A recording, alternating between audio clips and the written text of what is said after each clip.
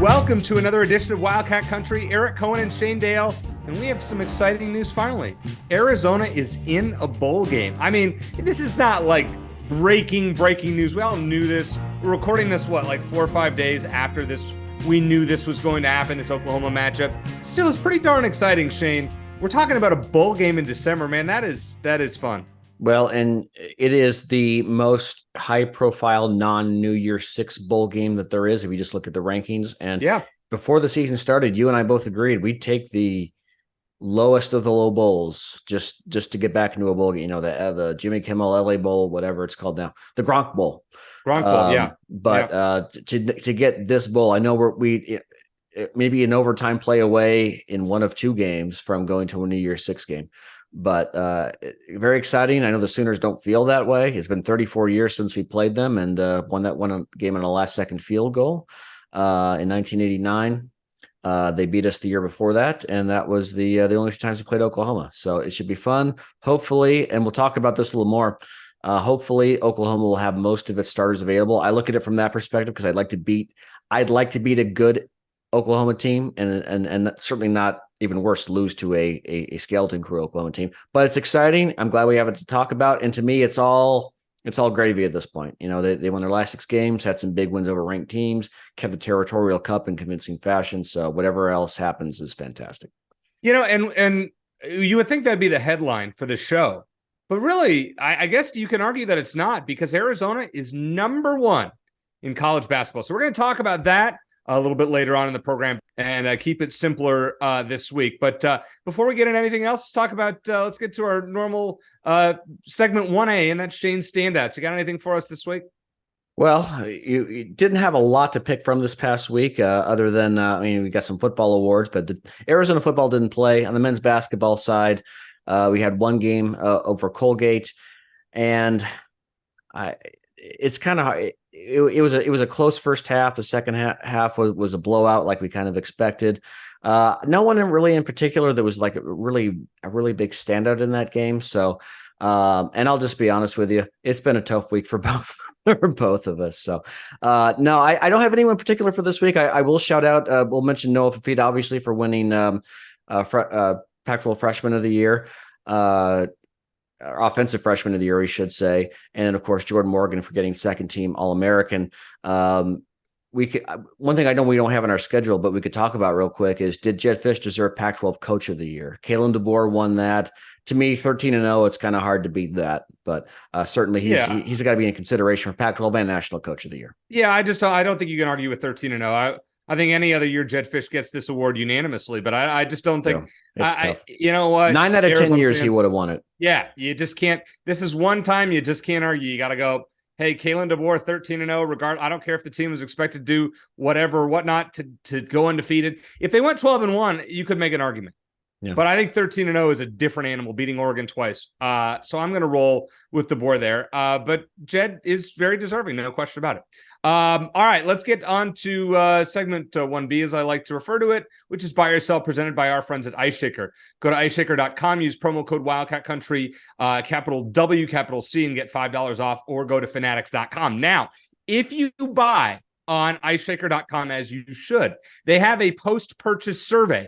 And in that survey, we would hope that you would shout us out and give us kind of some feedback there. And just say, hey, I heard this on Wildcat Country. That helps us. So we're very glad to continue our partnership with Ice Shaker. And we are continuing it through 2024. Thanks you very much for supporting our sponsor. And thanks to Chris Gronkowski at Ice Shaker for continuing to sponsor the podcast. We'll have him on again here soon to chat about Ice Shakers, pick some bowl games. But yeah, like Eric said, if you bought an Ice Shaker, part of the reason was you heard about them on this podcast. We talk about how fantastic they are, because they really are. They wouldn't be our sponsor if we didn't think so. Do the post-purchase survey and let them know, so they know that their marketing dollars are being spent wisely sponsoring this podcast. They'll continue to do so, and we'll be able to continue to churn out super quality content for you every single week. Or we'll at least do our best to do just that. All right, number content. 1. Yeah, there you go. Exactly. Number 1, Shane, Arizona versus Oklahoma. This is the ideal bowl matchup for a growing Arizona program. Yeah, I'll buy that. Look, I mean, you look at what the options were. Arizona was pretty much locked into the Alamo Bowl. The only question was it going to be against Oklahoma or Oklahoma State? If Oklahoma snuck into a New Year's Six game, it would probably be Oklahoma State. I was really hoping for Oklahoma because, bigger name, even though OK State beat them this year, big name program, a college football blue blood. And I wanted to get up to play a great team. Now, of course, the downside is a lot of Oklahoma players, or several anyway, key players have announced they're going to transfer, including their quarterback, Dylan Gabriel, who I guess is still on the fence about playing. We'll see. I can't imagine. I can't imagine that he would after announcing the transfer, but it'd be weird if you commit to another school and then play for your. That's not happening. No. Yeah, you got to assume he's out. And I hate the transfer rule. I hate the multiple transfers, Shane. But, I don't care who's playing for Oklahoma. I don't care if they're playing all backups. This is Arizona against Oklahoma, and Brent Venables is paid to figure it out. And they have they have a top quarterback, Jackson Arnold, who will probably be the guy against Arizona, and he's their quarterback of the future. And you know what? Noah Fifita was a backup, Shane, when he took over for Arizona. And nobody knew what to expect, and look what he did. So you know what? I don't care who's playing for Oklahoma. I know you mentioned that earlier. But you understand what I'm saying, though? I want Arizona to get a crack at a great Oklahoma team. Look, I'll take a 10th win however we can get it. But I want for Arizona to use the national stage. It's going to be the only game on at that time, and make another statement on national television against the blue blood, and kind of maybe even signify like a changing of the guard in the Big 12. Oklahoma's out, Arizona's in. I'd love to see that scenario. Okay, I thoroughly agree with that completely. With that said, I don't really care. I think whoever's putting on that jersey, they expect to win the game. Yeah. Now, the line opened up, the pre-line, everybody was thinking Oklahoma's going to be favored. Arizona moved from, it was like a pick 'em when the line opened to -3. So they're a field goal favorite. I think Arizona should win this game. And I think, we're going to go into this bowl game saying Arizona is going to win this game, or should win this game. And they should finish pretty darn close to the top 10 one way or the other, to have a chance to play a college football blue blood. Yeah. That's the way you want to refer to it. Don't care who's playing. I care about the jersey and the name on the jersey and the logo on the helmet. Man, that's pretty cool. Do you think Oklahoma's a college football blue blood? It's close. I mean, I think they are. They are right up there. I mean, they may not be USC and Notre Dame and Ohio State and Michigan, but they are right there. Very close. I mean, if we were to go down the top 10 list of, notable college football teams, historically, Oklahoma is absolutely there. Yeah. I would agree with that. Maybe not quite as dominant as they were in the earlier in the Bob Stoops era, but certainly still relevant. And they played, plenty of New Year's Six games. They've been in the college football playoff and won national championships. So I just think that it would just be a fantastic statement win. And I hope Arizona is able to do it against an Oklahoma team that's not a skeleton crew, but like I said, I'll take a 10-win season. Looking at the prospect of a 10-win season is incredible, and I'll take it however we can get it. But I would love to beat Oklahoma at its best, or at least as close to it as possible. Oklahoma has 7 national championships, Shane. Yeah. 1950, 1955, 56, 74, 75, 85, and 2000. Now, I understand they haven't won in 20-something years. Still, this is a big time program. This is a chance for Arizona to make a statement. Outside of this is probably the biggest program that Arizona's going to play, like name wise, because nobody's left in the Big 12 that is anywhere close to this name. OU and Texas are going. Yeah, absolutely. Yeah. So I mean, outside of USC, Oklahoma's. I'm just putting that there. All right. Number 2, Shane, the transfer portal window should be pushed back until after bowl season. Buy or sell? Buy 100% for a couple of reasons. And the one that I care about the most is that you see so many opt-outs already before these bowl games. Even Ohio State, which has a New Year's Six game to play, not a college football playoff, but a New Year's Six game, has had 15 transfers so far, including their quarterback. So that game has already lost its luster. And then, you've seen OU and Arizona's had a handful, nothing major. Our guy, Stevie Rocker, who we had on a couple times, announced he was going to transfer, and can't blame him. He can't get on the field in Tucson. So it's not necessarily going to keep these guys from announcing they're going to transfer if you push the window to after the bowl games, but at least it gives that it's more likely and it maybe encourages more players to show what they can do in a bowl game. And I would really like to see that, because I think that you already have to deal with injuries and people opting out for the draft. Now you got the transfer portal on top of it, and it just makes bowl season even less interesting. The other reason, and this is something Jed Fish mentioned during his press conference this week, is he has so much to do. He and his staff have so much to do right now between prepping for Oklahoma and watching film, recruiting, in-home visits they're doing this week. And then on top of that, you got to make split-second decisions on possible transfers that you want to extend a scholarship to. Like he said, I'm paraphrasing, but he basically said, high school recruiting is more of a marathon, transfer portal is a sprint. You got to make very quick decisions. And so between everything else he's got to do, prepping for a bowl game, he and his staff have to do this as well. And it's just an absurd amount all at once. So yes, push the transfer portal window beyond bowl season. That's just a no-brainer to me. I just also want to, I agree with everything you just said, but I also want to say one thing here. If there are players for Arizona that want to sit out this bowl game, like Jordan Morgan is an example of a guy that I will not give one bit of a disagreement if he says he wants to sit out, which he should. It's a guy coming off a torn ACL who could go in the first round. I understand he wants to play with his teammates. Now, a guy like T-Mac, who is going to be back next year, he probably, this could be his only bowl game in an Arizona uniform. We don't know that. Rob Gronkowski played one year. No, that's a fair point. Bowl. If he comes back next year, but then he decides he's gonna go pro, he may sit out a bowl game next year. Yeah. If you're not in the top 12, you have to. There's no reason to risk injury. I was at that Fiesta Bowl in 2015, 2016, where Notre Dame's Jalen Smith, who was projected to be a top 10 pick, tore up his knee so badly that he became essentially irrelevant. It's not worth it for a game that is an exhibition, basically. I love the bowl season, don't get me wrong, but I will not fault Jordan Morgan, and I wouldn't fault, Cowing, I'm not sure he's going to go. Wiley, yeah. Well, Wiley's not, by the way, I want to be drafted most likely, but he could play in the NFL. I want to shout out Wiley. I didn't do that last week. Yeah. Michael Wiley in 2 games against ASU the last 2 years. Yeah. He has basically 370 combined yards and 6 touchdowns. Crazy. Yeah. And Arizona's 2-0. Legend. And to go from 70 to, because he was part of that 70-7 game, to go from that to what he's done, he is one of the best performers in Territorial Cup history, and I hope he'll be remembered that way. I hope because of that, his name goes somewhere up in Arizona Stadium. On the press box side where they have all those names. I hope he gets a shot in the NFL so his name goes up there, because you know what? What he has done in helping turn this program around is significant. And he stuck with him through thick and very, very thin. And he's gotten rewarded for that. And I'm happy for him and happy for what he's done for the program. I thought about it after we were off the air last week, and I was like, oh, I forgot to shout him out. So that's kind of a miss on my part. All right. Number 3, Shane, this is just kind of a general question, but the College Football Playoff Committee got it right with their top 4 and not including Florida State. Do you buy or sell that? And anyone who follows me on Elon's platform knows how I feel about this, and I'll absolutely sell it. Look, long story short, because I've gone through this over and over and over. The selection committee chose ratings number 1.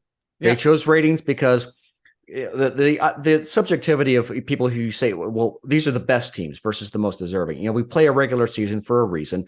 Look, if you want to compare, I'm talking just specifically about Florida State and Alabama here, obviously. If you want to compare their resumes head to head, there is an argument to be made that Alabama's was still more impressive this year. That's an argument or discussion I'm willing to have.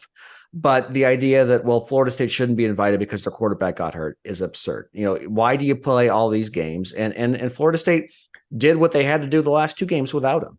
And so if that was the reason for the decision, and it is ratings, people want to look, when you say, I just want to see the best teams, what you're really saying is, I want to have my entertainment, the maximum entertainment value on New Year's Day when I watch these games. I want to see the best games. Look, and that's fine. That, it is a for-profit sport. Fans are what paves the way for college football to do what it does. I get that, but just be honest about it.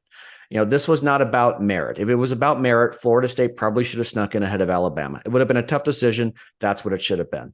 But this was a conscious decision to invite an SEC team that is likely going to be more competitive against Michigan than the Florida State team without Jordan Travis will be or would be. Yeah. Okay. That's fair. I think that's a good take. I absolutely disagree with what they did. Listen, do I think Alabama, Michigan is a better game? You bet. Yeah. But based on the resume, this is a Power 5 team that went 13-0. Doesn't matter who's playing quarterback. They just didn't want to leave the SEC out. ESPN wanted the ratings. I thought it was garbage. I will say that. Here's the last thing I'll say about this. And I told you, I said I wasn't going to be long-winded, so whoops. But the fact that, if it was such a big deal that, okay, Florida State's just not nearly as good without Jordan Travis, then why didn't the selection committee rank them below Georgia, below Ohio State, below Oregon, heck, maybe even below Arizona? But they didn't. They ranked him 5th, and that gave the game away to me completely. Right. But if we're going to talk about including the best teams, isn't Georgia one of the best 4? They'd won 29 straight games. Yes. They lost by a field goal to Alabama. So that argument is garbage. And you can argue Ohio State, same thing. I mean, Georgia is one of the 4 best teams. Yeah. I don't think anybody who is listening to this podcast would disagree with that. Right. Absolutely. Yep. I mean, any way you want to look at it. But Alabama just happened to win the one game that mattered. I don't like it. Now, next year, this will all be settled with a 12-team playoff nonetheless. Not great. Well, all right. Well, we'll always find something to argue about, but yes, I agree. Yeah. I agree. All right. Number 4. Jed Fish talked last week about, giving up, wanting to see his assistants paid more. So number 4 in buy or sell, Jed Fish should take less money for now. So his assistants, as he's advocated, should get raises or would get raises. Do you think that is a fair take?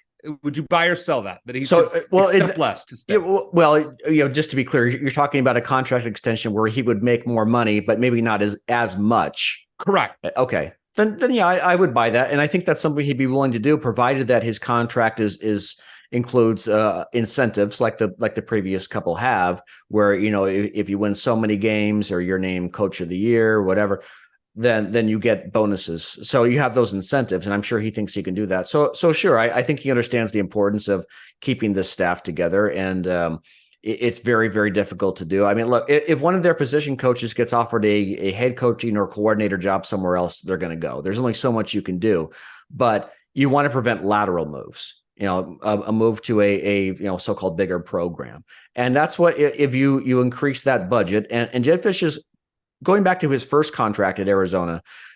He actually had a larger budget for assistants than Kevin Sumlin did, which is good. It was an important thing, and who knows, maybe Jed was even a part of that discussion initially.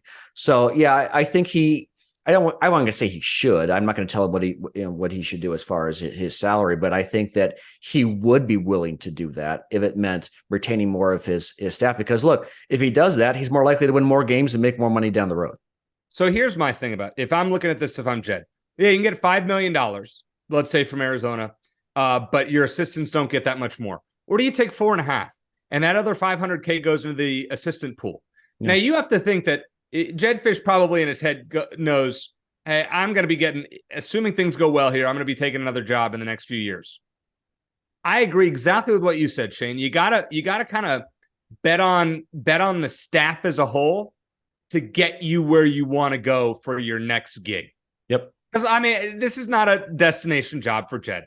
He's done a great job, and if and when Florida opens up next year, which he probably will, I would expect Jed to get a long look at his alma mater and probably take that job if offered and get paid $6, $7, $8 million, whatever it is, which is crazy money. But to do that, you need to have another big year at Arizona next year.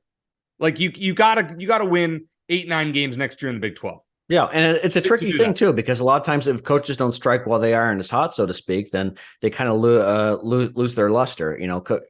We're singing Jed's praises right now, but if in the next couple of years they win 6 or 7 games, then he's not going to be the big commodity that he is now. And I think he realizes. He's a brilliant offensive mind. He knows that he's a sharp guy. He's done a heck of a job, but he also knows that he has to rely on his staff to get the most out to bring not only bring fantastic players to Tucson, but to get the most out of them. And if he's able to keep doing that, then it's better for him and it's better for everyone. All right. So the next one here, and I've seen both sides of this. So don't jump down my throat in the comments if this is not a real thing. But there have been rumors that football and basketball season tickets will increase by 25% next year. Mm-hmm. Obviously with a budget shortfall, now football has an extra home game. They're going to have 7 home games compared to 6 this year. So naturally you would expect it to go up, but 25%, if I was paying $800 for season tickets, it's now going to be $1,000. It's a significant amount of money, especially if you're paying for 8 season tickets or maybe some high-end season tickets. Buy or sell this if the ticket prices go up, hypothetically, this will affect Arizona football and basketball attendance significantly next season. Now, to be clear, does that include women's basketball, or are we just talking men's? Let's just talk. I mean, it's for the sake of this discussion, we're talking football and men's. Probably women's as well. Would go up, All right. Well, we'll stick to both, just football and men's basketball. Yeah. For men's basketball, I don't think so, especially if Arizona keeps winning. It's the hottest ticket in town. I remember even back when I went to school there, when I was a student, you'd have to enter a lottery just for a chance to buy tickets. Mm-hmm. So I think people are going to pay to see Arizona as long as they keep playing as well as they have under Tommy Lloyd. For football, I do think that could be an issue. I mean, they're having trouble selling tickets. They're having trouble giving away tickets for free still. Now, maybe that changes going into next year. They win, 9 or 10 games, and then and the hype is real, and they play ASU here in Tucson next year. But it comes to me at a bad time, like where you really want fans in the stands and you don't want it to deter that. I keep hyping this, Eric, and I've hyped it for over 20 years now. I wrote a column about it in the Daily Wildcat way back in the day. Naming rights for that stadium. I don't know. It hasn't happened yet. You see, if ASU's done it, they've done it for football and basketball. GCU just did it for their basketball arena. I don't know about for McHale Center. I'd kind of like to keep that separate because that's named after Pop McHale, a Wildcat legend. But the football stadium the name is as generic as possible. That would solve some of the budget issues right there. It wouldn't cure everything, but it would help. And especially with the team doing well now, go and seek out that naming rights while you can. Strike, like we said, strike while the iron's hot. But going back to your question, I don't think it'll be an issue for basketball. For football, it certainly could be. All right. The other thing that I would suggest, if you want to make more money in an athletic department, and call me crazy here, Arizona should play an outdoor basketball game at Arizona Stadium. You want to make money? You want to sell more tickets? You can sell 14,000 at McHale Center. You can sell 40 to 50,000. That's interesting. And in December in Tucson? Yeah. I mean, you have to worry about there are weather concerns, of course. No, there always but maybe you do it in, you do it in January, something like that, where, they found a way to do this on aircraft carriers and such. I mean, that could generate significant revenue to play. Obviously, you have to deal with winds if it's windy. I mean, the game could be canceled, and you're risking something there. Yeah. Well, yeah, but was it Iowa that did this for a women's basketball game and sold out the stadium? Yeah, right. So that would be something. There is risk to it. Yeah, but that's something that I would consider. The only thing I have to say about this raising ticket prices, we know it's going to happen. Just don't tell us how much. Let us just see the bill. Like, you don't want to scare people by actually giving the amount that they're going to go up. That is a great point as well. Yeah. It's like when I get my season ticket renewal, I'm going to pay it regardless. And I'm going to say, oh, wow, this went up. But when I know 25%, oh my God. Yeah. I mean, and you know what? They do it in payment plans. So you know what? You pay a little bit here and there if you need to. That's a fair point. It's like, how many people are actually going to go back and compare how much they paid this year to last year? Some people will, and some people will be like, wait a minute. Other people will be like, it looks okay. Now, I'm also paying for 2 tickets and up to $1,000. There's some of you that are listening that are probably paying far more than that, where this will affect you in the four to 5 figures, depending on what you're paying for tickets. And if so, well, I feel for you, and I understand if you have to cut back a little bit. But I don't think that it's not like people are showing up in droves at the stadium anyways. Yeah. So you know what? You might as well get more people. The product has been good. You might as well get them to pay a little bit more in this case, especially with more home games, ASU at home, etc. Okay. Let's switch to basketball. Shane, just a couple of basketball ones. Number 6 here. Has Arizona basketball already exceeded realistic expectations by reaching number 1 so early this season? I will buy that. I didn't expect that to happen at all this season, let alone this early. To go from outside the top 10 to being ranked in the first week of December is phenomenal. But it's still very, very early in the season. They have so many big tests just later this month. Wisconsin coming up this weekend. We're going to go. You and I are going to go to the Alabama game in Phoenix, which should be fun. Mm-hmm. Yeah. UCF is on a tear right now. They're going to be very difficult. And then, of course, you got Purdue. So we'll see. I think the jury is still out. It's very early. They're number 3 in KenPom, number 3 in net, number 1 nationally, which is awesome. The exposure is great. they've exceeded how good I thought they would be this early, put it that way. But that's as far as I'll go. We'll have to see how things shake out. They're going to have some bumps in the road. It's a matter of when, not if. Hopefully not in the tournament, hopefully before then. But you certainly, you can't win the championship in December, and Tommy Lloyd's team has done everything right so far. All right, I'm going to sell this one. No, they have not already exceeded realistic expectations. It's only December, and they've only played 2 of the 6 non-conference games. Yeah.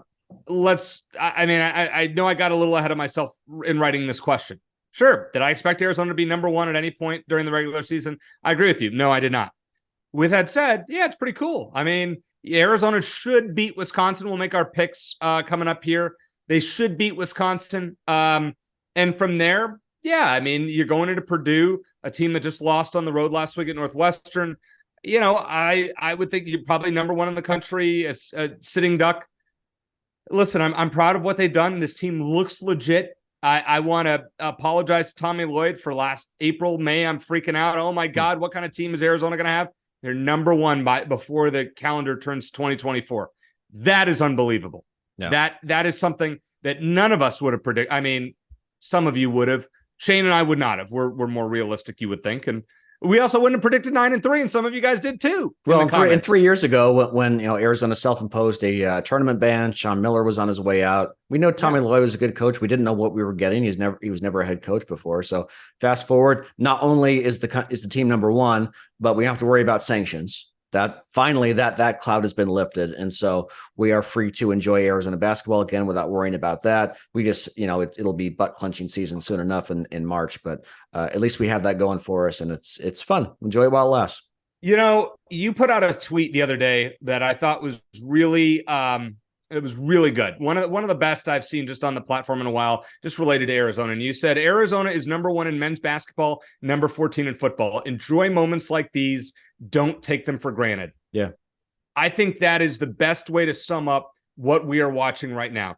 Don't take this time for granted. It has been special. It has meant a lot to all of us. If you're listening to this podcast, you are probably a diehard like Shane and I are, and you can appreciate what Arizona is doing right now. I thought that was a very good way to sum it up. I'm praising you way too much. Well, we're praising each other a lot. It's we're both going on with that? Something's wrong. Something's wrong this week. Yeah. Must be the holiday season. But no, I appreciate that. And my point is that, and I'm reminding myself as well. It's like they may go on to win a national championship. They may go on to be upset in March again. We don't know. So enjoy the moment. Enjoy the basketball team success as long as it goes. Hopefully they have another celebration this weekend against Wisconsin, which we owe some payback to. And enjoy the football team success as long as that goes too, whether they win their bowl game or not. So just enjoy the ride. Keep your expectations low, not rock bottom, but just, temper your expectations and enjoy it for as long as it lasts. Very well said. And I'm sure we'll reflect more upon that as the month goes along. All right. Before we get to Brian Jeffries, let's make a quick pick. Arizona, Wisconsin. The Badgers have won 5 in a row. No one playing in this rivalry, remember, was a part of any of those crazy games that did not go Arizona's way. What do you think the result will be, and which team will win by how many points? I think it's going to be a tough game because Wisconsin's beaten Marquette. They beat who did they beat the other day? Was it Michigan State? They beat Michigan State on the road, by a pretty good margin. So they're one of the hottest. They're one of the hottest teams in the country. I think this is the game that Arizona is going to have a very tough test. They may be caught off guard a little bit, but Wisconsin, a Big Ten physical team. I think this might be a game like where Arizona's crowd kind of finishes or drags the team past the finish line. That's not a great analogy. I don't say drag past, but it helps them get over the hump against a team that's red hot right now. So I'll take Arizona by a 3-pointer, by 3 points. I think it's going to be a very close game. I think just because Wisconsin's red hot right now, but I think it's a game where classic McHale Center wills the team to victory. All right, I'm going Arizona by 8, very simply because I think this Wildcats team is legit. I think they're really, really good. I think Wisconsin's been on a great run, but this Arizona team is a cut above this Wisconsin team. Just in watching them, this team is for real. Not saying they're not going to lose games. They could lose, 4 or 5 games in the regular season. Not saying that won't happen. But at home, I think Arizona pulls away late. Game might be close for a little while. I think they pull away late. I think Arizona's size is a significant factor here, and I think the Wildcats win this game going away fairly comfortably. I expect the line to be somewhere in the 5 or 6 point range, maybe even a little bit more. And I think Arizona should cover that depending on what it is. So I'm going Wildcats by 8. All right, before we wrap it up, Shane, just one final memory. 15 years ago tonight, we're recording this on Wednesday night, was a game that you and I will never forget when we were both there. And it was the 2008 Arizona ASU football game, which was 10-7 ASU at halftime. Arizona ran off 24 in a row in the second half and won 31-10. And the Wildcats went to the Vegas Bowl. And we all know what happened there. Now, that happens to be one of our favorite mutual Arizona ASU games. Now, you wrote 2 books about the series. Why did that game stand out for you above everything else? Well, because it signified the program finally turning the corner for the first time in a decade. Remember, we still have a 6-year bowl gap between bowl games, 2017 to 23. Well, going into 2008, it was 10 years. 10 full years. And it was tougher to get into a bowl game then. We had 11 games for many seasons until we got to 12 a couple of years before then. And you weren't guaranteed a bowl if you won 6 games. And so Arizona was knocking on the door several times, trying to we're very close in the Mike Stoops era to turn that corner. They were really winning over ASU away from doing it, couldn't do it. They had lost 3 in a row to ASU. And it was a frustrating first half. U of A was clearly the better team. ASU scored on a really fluky play. I don't know if you remember their punter, Keenan Cryer, took a punt. It was a low. His knee hit the ground, and the ball was dead deep in Arizona's own territory. ASU scored their only touchdown. So it was 10-7 at halftime. And then reality kind of hit. The better team started playing like the better team. Arizona's only touchdown in the first half was touchdown from Tuitama to Rob Gronkowski. Second half, Arizona went ahead with a touchdown from Tuitama to Delashawn Dean, if you remember him. And then Grigsby scored. Dick Grigsby scored touchdown off of a interception by Marquise Huntley. I remember this game so well. Marquise Huntley. You really do. Marquise Huntley picked off Rudy Carpenter, who was he was like constantly afraid of being sacked because his offensive line was terrible. Huntley threw or caught the interception, ran it back the other way for a while. Nick Grigsby scored a touchdown. And then my favorite play in Territorial Cup history, because it was like the floodgates had opened and it was like a decade of frustration just washed down the drain. ASU goes 3 and out, punts deep from their own end zone. Mike Thomas recovers or fields the punt, runs it back for a touchdown. 2 massive blocks on the way there. Do you remember the guys who leveled those blocks? I don't. Orlando Vargas and Jaron Kreiner, a freshman named Jaron Kreiner. There you go. On special teams. And it was just like, the game was over at that point. It was late third quarter, but that was it. Arizona was up 28-10. They added a Jason Bonzio field goal, and they won 31-10. So the fans stormed the field. They won the Las Vegas Bowl. So it was just, it was finally a return to relevancy for Arizona in the post-Dick Tomey era, really for the first time. And it got us excited about Arizona football again. And it was the first time we'd beaten our rivals in 4 years. And that game and that one play by Mike Thomas specifically still holds a very special place for me. So I've been to every ASU Arizona football game since 2001, except for the 2020 game where no fans were allowed in the stands. And thank God for that. So in 2008, Arizona won, as you said, Shane, for the first time in 4 years. And they ended up winning the next year when Kyle Williams fumbled the punt. That was Arizona had a 2-game win streak. Since then, they won in 2011, 2014, 2016, and not again until 2022. Whereas this year was another victory, obviously. So it was their second 2-game win streak in this series since 1998. Can they get to a 3-game win streak for the first time, Shane, do you remember, offhand, I'm throwing a little trivia question, the last time that Arizona won 3 in a row in the series? Well, let me back up, because they've won 2 in a row a couple of times in between there. 08, 09, they won 2 in a row. Yep. So then they did it again. They're on that streak right now. If you call 2 games a streak, I think the last time Arizona won 3 in a row against ASU was 93, 94, 95. Correct. Yep. ASU had won 2 in a row, kind of a fluky game in 92 down in Tucson. And then U of A won back-to-back very close games in 94, 95. We don't have to talk about the 96 game. I was at the 95 game, actually, in the last row of the stadium at Sun Devil Stadium. Yep. I remember that. And that was and Arizona came back late and won that one on a last-second field goal. Was it McLaughlin who kicked the game winner for that in that one? I think so. Yeah. I'm blanking out because I interviewed him and I'm blanking on it right now. I'm sorry. I'm sleep deprived. It's been a long week. But I remember ASU blew a late lead. And when I say that a lot of times when you win or lose that game, it could actually propel you into the next season and have ramifications.